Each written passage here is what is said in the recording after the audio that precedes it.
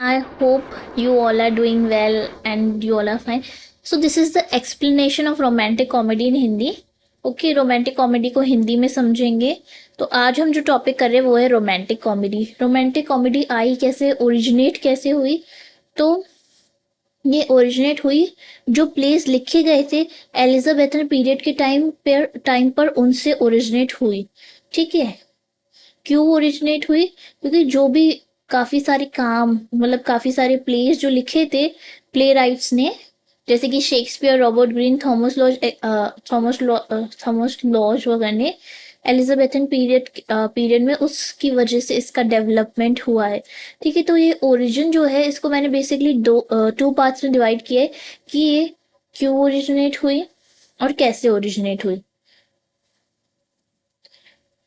तो क्यों का तो आंसर है क्योंकि जो प्लेस लिखे गए थे उस टाइम पे उनकी वजह से ओरिजिनेट हुई। और कैसे ओरिजिनेट हुई उसका आंसर है कि जो काफी सारे काम किए गए थे उस टाइम में, शेक्सपियर ने जो किया था, जो प्ले राइट्स थे Shakespeare, Robert Greene, Thomas Lodge, उन्होंने जो प्लेस लिखे थे उनकी वजह से ओरिजिनेट हुई, उनकी वजह से आई। इसकी डेफिनेशन क्या है? बहुत ही सिंपल डेफिनेशन है कि ये कॉमेडी है। अब रोमांटिक कॉमेडी से ही हमें पता चल रहा है कि ये एक टाइप ऑफ कॉमेडी है।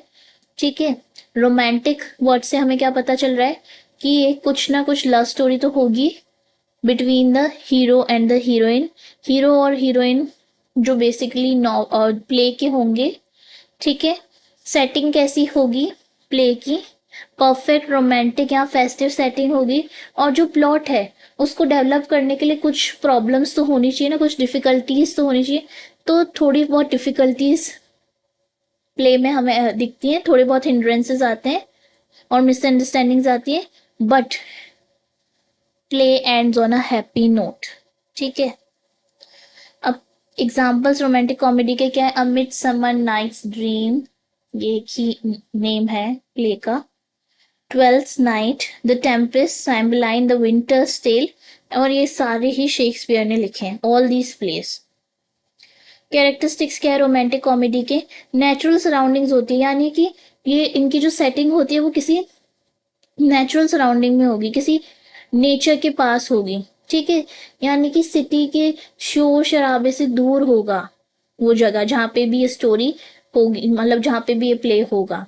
ठीक है, और वहां पे शांति होगी, कामनेस होगी, मतलब अच्छा एटमॉस्फेयर होगा, पीसफुल। ठीक है, जैसे कि एग्जांपल है प्ले ट्वेल्थ नाइट जो कि शेक्सपियर ने लिखा है, उसकी सेटिंग क्या है? उसकी सेटिंग है सी कोस्ट टाउन्स और फ्लावरिंग गार्डन्स के पास।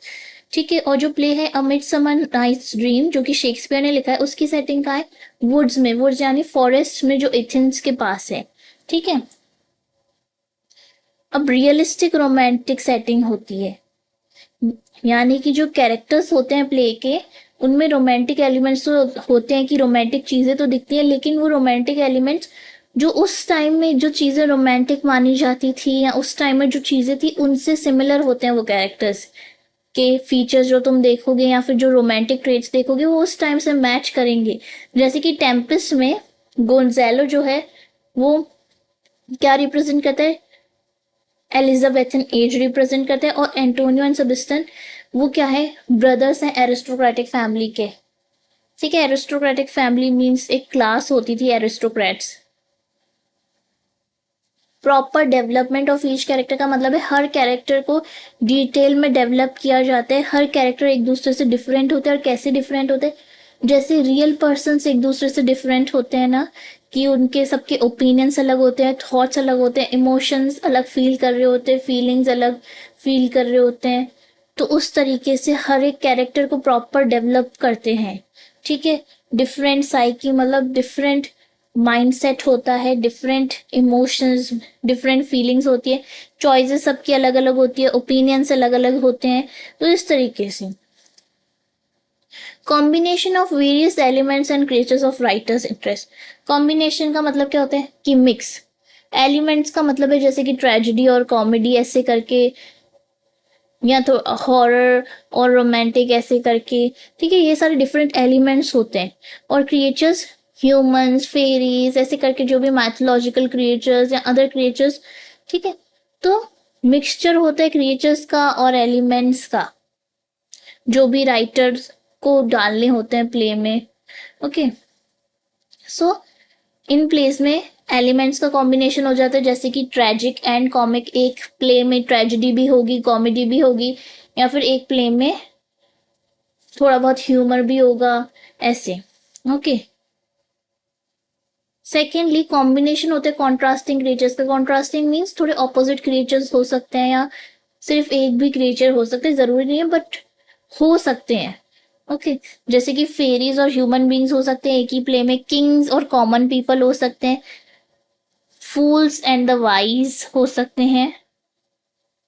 जैसे कि फॉर एग्जाम्पल है in the play a Midsummer Night's Dream by Shakespeare, इसमें किंग्स और क्वींस को लिया है और ह्यूमन लवर्स और एथेनियन मैकेनिक्स को लिया है। ठीक है, ये सारे क्रिएचर्स हैं उसमें, तो ये क्या है, मिक्स है क्रिएचर्स का। ठीक है, अब नेक्स्ट पॉइंट क्या है, evident violation of dramatic unities. Evident violation का क्या मतलब है, एविडेंट मतलब जो दिखता है, जिसका प्रूफ है। ठीक है, तो और वायलेशन मतलब ब्रेक। तो जो ड्रामेटिक यूनिटीज है, 3 ड्रामेटिक यूनिटीज आर देयर, जो कि एरिस्टोटल की बुक पोएटिक्स में मेंशन है। Three dramatic unities, the unity of action, unity of time, unity of place. Play में क्लियरली दिखता है कि ये तीनों यूनिटीज फॉलो नहीं हो रही। ठीक है, यूनिटी ऑफ एक्शन में क्या होता है कि जो एक्शन है it should surround one person और should be based on one thing, और पूरा मतलब एक ही चीज की तरफ रिवॉल्व करना चाहिए, एक ही चीज की तरफ सारा एक्शन होना चाहिए। ठीक है, यूनिटी ऑफ प्लेस क्या है कि कम जगह यूज होनी चाहिए प्लेस में। जो भी आप प्ले लिख रहे हो उसमें जोग्राफिकल लोकेशंस जो भी आप यूज कर रहे हो, प्लेसेस यूज कर रहे हो, वो कम यूज होनी चाहिए, ज्यादातर एक ही प्लेस होनी चाहिए, क्योंकि जब आप स्टेज पे प्रेजेंट करोगे वो प्ले तो बहुत डिफिकल्टी आती है वो डिफरेंट डिफरेंट जोग्राफिकल लोकेशन दिखाने में। ठीक है, यूनिटी ऑफ टाइम क्या है कि जो प्ले है वो 24 आवर्स के अंदर अंदर 24 आवर्स में एंड हो जाना चाहिए, बट सी ऐसा नहीं होता है, क्योंकि राइटर्स इस चीज को फॉलो नहीं करते। The writers of romantic comedy make the characters of the play. तो देख रहे हो, कैरेक्टर्स को एक जगह से दूसरी जगह भेजते हैं वो। कभी तो शहर से दूसरे शहर में भेजेंगे, कभी दूसरी कंट्री से दूसरे कंट्री में भेजेंगे। ठीक है, from town to town, other times from country to country. तो ये किस यूनिटी की वो है, rule breaking, unity of place का रूल ब्रेक हो रहा है ये। और टाइम और स्पेस में भी बहुत सारा गैप आता है। ठीक है, जैसे कि जो एंडीमियन है बाय जॉन लाइलैय, उसमें एक्ट 2 और एक्ट 4 के बीच में 40 इयर्स का गैप है। ठीक है, तो ये कौन सी यूनिटी ब्रेक हुई, यूनिटी ऑफ टाइम ब्रेक हुई। अब कोई भी कैरेक्टर दूसरे से आई लव यू या उसे पसंद करने की बातें यूं ही नहीं करता है, रियल फीलिंग्स होती हैं, फेक फीलिंग्स इन्वॉल्व नहीं होती यहाँ पे। ठीक है, ट्रू फीलिंग्स होती है, ट्रू लव होता है, प्योर लव होता है, कोई फिजिकल अट्रैक्शन नहीं होता कि या फिर कोई नीड सेटिस्फाई करनी है या फिर कोई बेनिफिट हो रहा है इसलिए कोई किसी को परस्यू नहीं करता, इसलिए कोई किसी को आई लव यू जाके नहीं बोलता। इन प्लेस में ओनली ट्रू लव होता है। ठीक है, so it incorporates only true love and no physical attractions. Romantic comedy deals with true love that is free from lust. For example, जो play है As You Like It by Shakespeare, उसमें Orlando's love for Rosalind, it is truly pure. Means जो Orlando का प्यार है रोजीलैंड के लिए, it is pure, वो किसी मोटिव की वजह से उसे परस्यू नहीं करता है। ठीक है, so it isn't motivated from any lust or benefit from her or towards her. Okay, so thank you so much, and if you have अगर कोई भी suggestions हैं, कुछ समझ नहीं आया, please write down in comments, and thank you so much for watching. Please like, share and subscribe. Thank you so much.